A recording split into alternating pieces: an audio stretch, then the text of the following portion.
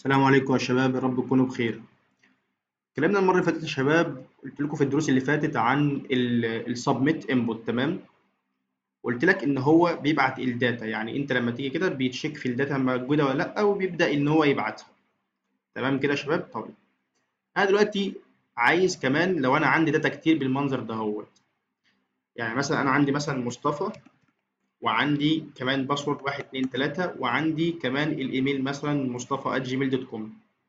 طيب انا مثلا يعني جيت ومش عايز اسجل بالايميل ده، ولا عايز اسجل بالباسورد ده، ولا عايز اسجل باسم ده، لايا كان ايه السبب. فهل بقى هاجي كل شويه همسح كده، وهاجي كمان على الانبوت ده وهمسح كده، وهاجي كمان على الانبوت ده وهمسح كده؟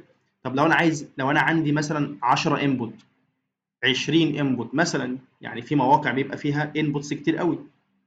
تمام. اللي زي المواقع الحكومية اللي هي بتطلب منك انك انت تدخل اسمك واسم العيلة والبطاقة والحاجات دي كلها. تمام. والباسورد وكمان كونفيرم الباسورد.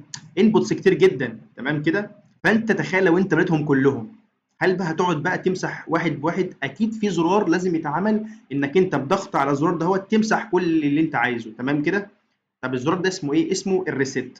فاحنا هناخد الكلام ده هو كده دبليكيت، وهنمسح بس كل اللي علينا، هنمسح بس التايب، وهنكتب كلمة التايب هيبقى نوعه ايه؟ هيبقى بدل نوعه يبقى سبميت هيبقى نوعه ريسيت. ونخلي الكلمة اللي هنا تبقى برضو كلمة ريسيت، يعني عشان خاطر تبقى واضحة ريسيت. طيب ريسيت دي بيعمل ايه؟ والله يا صاحبي اهو، تعالى نجرب. هقول له مثلا مصطفى، وهقول له هنا الباسورد بتاعي 1 2 3، وهقول له الايميل بتاعي مصطفى@gmail.com مثلا. طيب حبيت ان انا امسح الكلام ده اهو، يعني حبيت ان امسح الكلام دوت مثلا لايا كان ايه السبب، فبدل ما اقعد امسح كل شويه بضغط الزرار اللي هو الريسيت وشكرا، اقول له مع السلامه. تمام كده يا صاحبي؟ تمام يا صاحبي. طيب كده احنا فهمنا الريسيت ده بيعمل ايه. طيب انا ملاحظ برضو معايا، يعني تعالى نعمل بس تاتش جمالي كده بسيط. انا ملاحظ برضو لما انا اضغط على الانبوت فبيقترح لي حاجات كده كتير، فده بيضايقني الصراحه. فتعالى نشيله بالمره، واقول لك بنشيله ازاي. هتيجي هنا كده وهتعمل حاجه اسمها اوتو كومبليت. تمام. وهتخليه اوف. تمام كده. فلما هتيجي تجرب انت كده فخلاص ما عادش هيقترح حاجه. وهتيجي على نفس الكلام، يعني انا شايف ان هو بيقترح عند الايميل وما بيقترحش عند الباسورد، فهتيجي عند الايميل وهتقول له والله الاوتو كومبليت، اوتو كومبليت هتخليه اوف. بس كده يا صاحبي، فبالتالي مش هيقترح وايه، والدنيا هتبقى رايقه. طيب عايزين نتكلم في ايه تاني؟ عايز اكلمك في مثلا انك انت عايز تخلي اليوزر ما يدخلش او يدخل مثلا الباسورد بتاعه يكون من 6 حروف. انت عايز تدخل يعني مبرمج الموقع بتاعك ان اليوزر يدخل 6 حروف، الباسورد بتاعته تكون على الاقل المينيمم بتاعتها 6 حروف. هتعمل الكلام ده ازاي؟